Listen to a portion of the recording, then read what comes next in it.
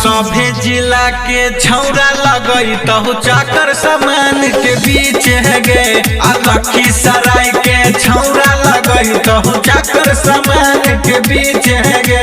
लखीसराय वाला ऊपर लगई तहु जम्मू जिला वाला नीचे गे।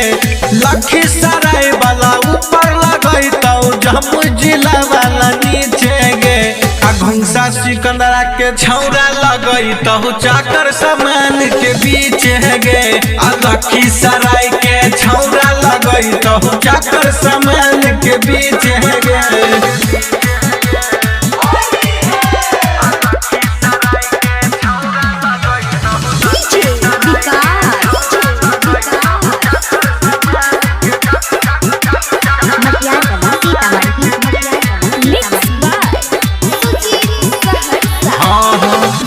जिला शहर हंसा के छौरा रंगदार गे।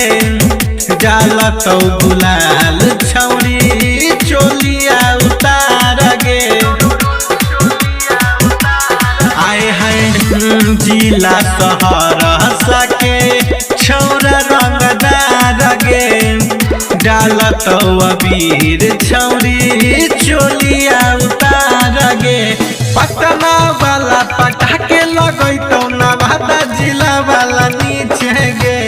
पटना वाला पटाखे लगई तो नवादा जिला वाला नीचे गे। हलसी घुंसा के छौरा लगई तो चाकर समान के बीच गे। हलसी घुंसा के छौरा लगई तो चाकर समान के बीच गे।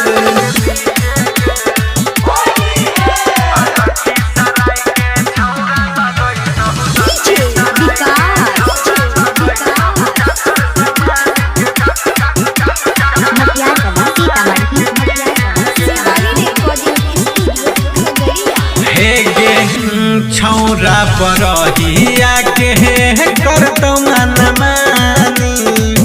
चढ़ते फगुनवा ढीला कर देतो जवानी।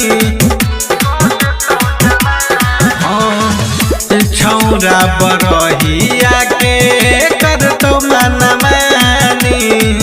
चढ़ते फगुनवा ढीला कर देतो जवानी। जैतपुर खुटहा के छौरा कहै छौ अब पिचकारी खींचे गे। जैतपुर खुटहा के छौरा कहै छौ अब पिचकारी खींचे गे। घुंसा सिकंदरा के छौरा लगई तहु चाकर समान के बीच गे। घुंसा सिकंदरा के छौरा लगई तहु चाकर समान के बीच गे।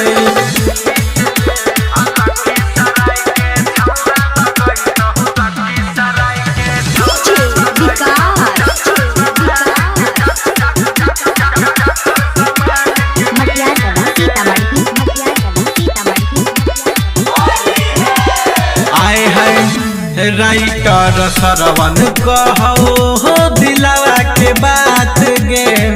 प्रिंस परदेसी दिलक हो चोलिया में हाथ गे।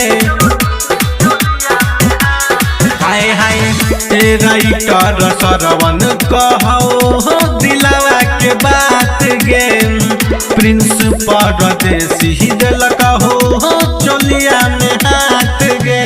राम नारायण उमेश बाबा के मजा दिलही सुता के नीचे गे। राम नारायण उमेश बाबा के मजा दिलही सुता के नीचे गे। गुलशन सुजित तोरा रंगवा लगई तहु चाकर समान के बीच गे। गुलशन सुजित तोरा रंगवा लगई तहु चाकर समान के बीच गे।